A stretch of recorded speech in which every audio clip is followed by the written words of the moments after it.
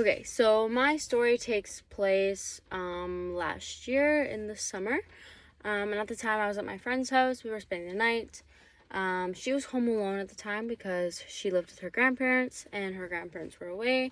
And she didn't want to be home alone, so she asked me to come over, and I said, yeah, of course.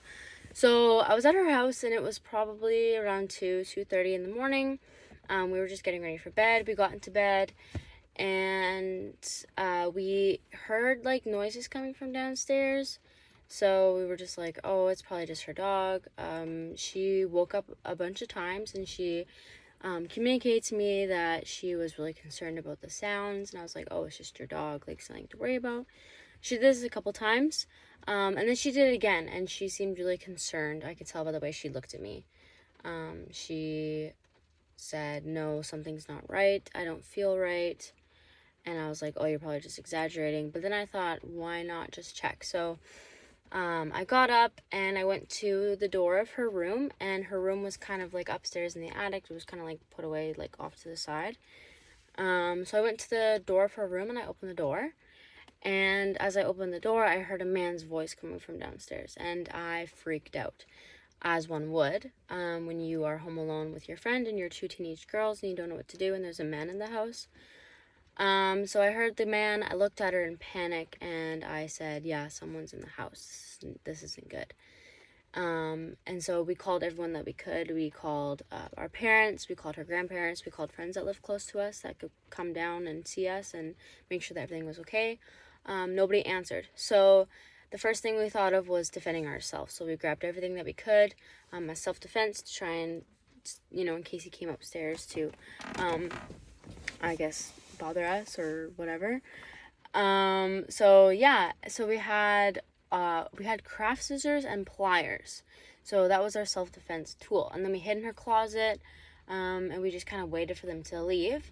But then we heard another voice, and it was the voice of a woman. So then we started freaking out even more because there was two people in the house rather than just the one. And they were in there for probably a good hour before we decided to call the police. So we called the police, and we were like, yeah, someone's in our house. We're freaking out. We don't really know what to do. So then the cops ended up coming, but the bad thing about that was they had their sirens on all the way up to the house.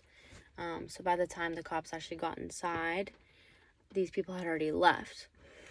So the cops got in, they scrummaged through the house, couldn't find anything, came up to my friend's room at the time, and said, hey, is anyone in here? We were like, yeah, we're in here. They took us out and showed us around, and there was glass everywhere. There was some things missing. There was a lot of stuff on the floor, things that weren't on the floor beforehand, so we knew that they were going through stuff. Yeah, and so it was weird. Like, I felt like I was in a movie. Like, we felt like we were in a movie. It was the strangest thing. And, the cops kind of made us feel really safe. And, growing up, I always feared cops, like, oh, they're bad people. They're going to get you in trouble. But that was until I actually experienced what it was like to be in a scary situation and how important cops are.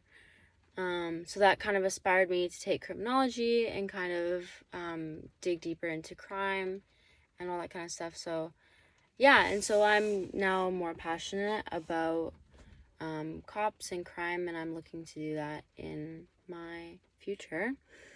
So yeah, that's my story.